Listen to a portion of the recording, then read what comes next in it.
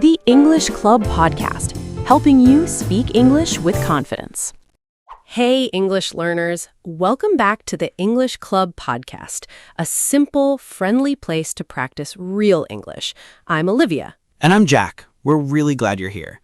Olivia, before we start, can I ask the real question? Go ahead. Why is it so easy to talk about the weather, but so hard to talk about your own day? Because when it's your life, your brain suddenly acts like it has never met you before. Exactly. You know what happened, you lived it, but when someone asks, how was your day, the mind goes blank. And that's what we're fixing today. Not with big grammar explanations, not with fancy words, just real, useful English you can actually use in conversation. By the end of this episode, you'll have a simple way to describe your day step by step. Morning, work or study, lunch, evening, and night. And we'll keep it practical. Short sentences, natural phrases, real-life details. And if this episode helps you, leave a comment with one sentence about your day. Even a short one is great practice. Also, a little behind-the-scenes note, Jack and I do this podcast as a weekend passion project. We work together during the week, and then we come here and record when we have energy left. Yes, besties at work and besties on the mic. That's the truth. All right, let's start with the morning. Morning is the hardest part for many people. My alarm goes off at 6:45, and honestly, I negotiate with it. You negotiate with your alarm? Every day, 5 more minutes, okay, 2 more minutes. Then suddenly it's not morning anymore. That is painfully familiar. My alarm rings at 7. I sit up, stare at the ceiling for a second, and try to remember my own name. Very relatable. Then what do you do? I get up, wash my face, brush my teeth, and drink water. Nothing comedic, just enough to become a person again. That's a good way to say it, to become a person again. After that, I make tea. If I have time, I eat toast. If I'm running late, it's just tea and hope. I'm a coffee person. I make coffee, grab something quick, usually bread or eggs, and check that I have my keys, my phone, and my charger. If one thing is missing, the whole morning feels wrong. Yes, the morning has a tiny checklist. Exactly. And learners, here are a few useful lines. I wake up at 7, I wash my face, I make coffee, I eat toast. I leave the house at 8. Very simple, very natural. And that's the point. You don't need a perfect speech. You just need a small chain of sentences that sounds like your real morning. Before I leave, I always do one last check. Wallet, phone, keys. If I forget my keys, I feel like I've lost my whole identity. That is the exact feeling. Once, I locked myself out and had to stand outside for 20 minutes waiting for help. Very humble experience. That is a very polite way to describe a terrible morning. So now I check everything twice. I put on my shoes, pick up my bag, and head out. Head out is a great phrase, by the way. It just means leave the house. Very useful for daily English. And when you leave, you can keep it simple. I head out at 8. I leave for work. I go to school. I take the bus. Small sentence, real meaning. That's the rhythm we want today. Now the commute. For me, it's the bus. Some days it's fine. Some days it feels like a moving crowd of tired people and loud headphones. That is such a precise description. Thank you. I try. What about you? I drive. On a good day, it's calm. On a bad day, traffic turns me into a different person. Every city has that side of the day. The waiting, the traffic, the noise. So learners can say, I take the bus to work. I drive to the office. I walk to school. My commute is long. The bus is crowded. And once we arrive, the day really starts. Jack and I both work in digital marketing. Yes, we write copy, plan campaigns, answer messages, and spend too much time looking at screens. Too much, but that's real life. We also met at work 2 years ago. We became friends, then podcast partners.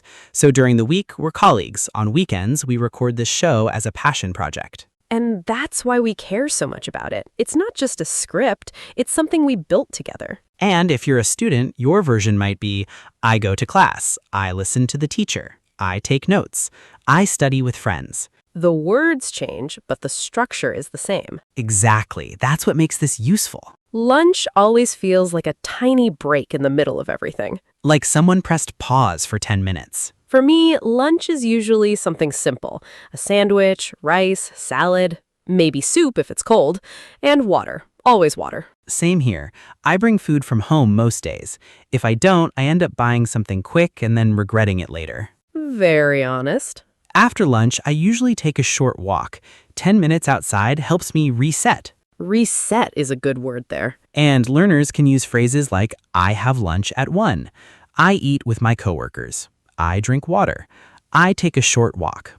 I go back to work. Notice how normal these sentences are. That's exactly why they matter. This is the English you actually need in daily life. The afternoon is usually the busiest part for me.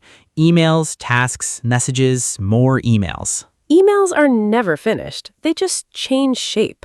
That is a frighteningly accurate sentence. Probably. In the afternoon, I usually check my to-do list, finish whatever is urgent, and try not to get distracted. Try not to get distracted is probably the official job description for modern life. Probably. So learners can keep it simple here. I check my emails. I finish my tasks. I join meetings. I study in the afternoon. I work until 5. And if you want to sound more natural, add one small detail. I work until 5, then I go home.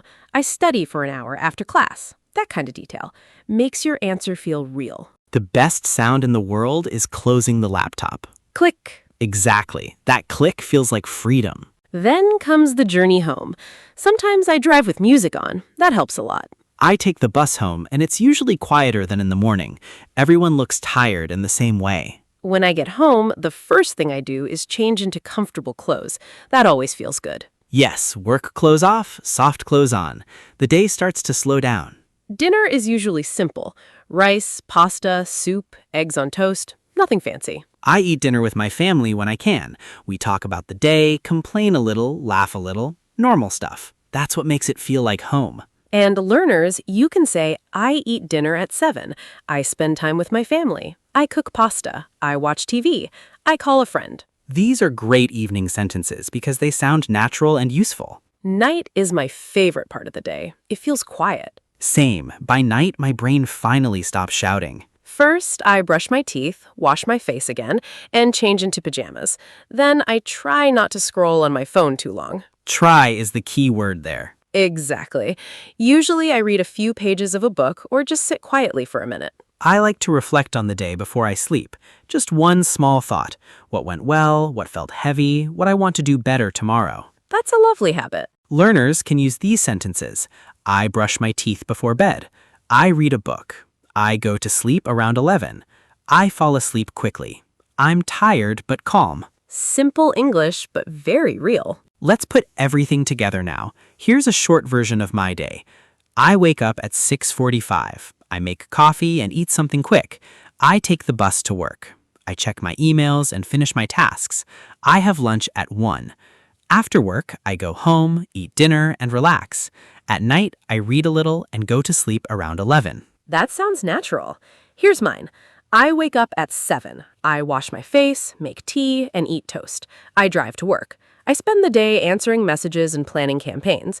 I have lunch at work. In the evening, I eat with my family, watch TV, and rest. Before bed, I read a few pages. Short, clear, real. And that's the goal. Not a perfect speech, a real one. All right, let's go through 10 useful words from today's episode. I'll say the word, explain it simply, give an example, and then you repeat after me. Ready? Let's go. Snooze. To stop your alarm for a little longer. Example, I snoozed my alarm twice. Say it with me. Snooze. One more time. Snooze. Head out. A friendly way to say leave the house. Example, I head out at 8. Say it with me. Head out. One more time. Head out. Commute. The trip from home to work or school. Example, my commute is long. Say it with me. Commute. One more time. Commute. Crowded. Full of too many people. Example, the bus was crowded. Say it with me. Crowded. One more time. Crowded. Passion project. Something you do because you really care about it, not just because you have to. Example, this podcast is our passion project. Say it with me. Passion project. One more time. Passion project. Productive. Getting a lot done in a good way. Example, I feel productive when I finish my tasks early. Say it with me. Productive. One more time. Productive. Refresh. To feel new and energetic again. Example, a short walk helps me refresh my mind. Say it with me. Refresh. One more time. Refresh. Reflect. To think carefully about your day or your choices. Example, at night, I reflect on what happened today. Say it with me. Reflect. One more time. Reflect. Chop. To cut something into small pieces. Example, I chop vegetables for dinner. Say it with me. Chop. One more time. Chop. Fall asleep. To start sleeping. Example, I fall asleep quickly after a long day. Say it with me. Fall asleep. One more time. Fall asleep. Wonderful work, everyone. Use one or two of these words in your own sentence today. And thank you to all of you for listening. Today you learned how to talk about your day in simple, natural English. Here's your tiny challenge. Tonight, say 6 short sentences about your day out loud. Just 6. Use this shape if you need it. Wake up, breakfast, work or study, lunch, evening, night. And if you want more practice, write 1 sentence in the comments. Today, That's enough. Real practice beats perfect planning. This was the English Club podcast. I'm Olivia. And I'm Jack. Keep talking, keep practicing, and we'll see you next time. Bye.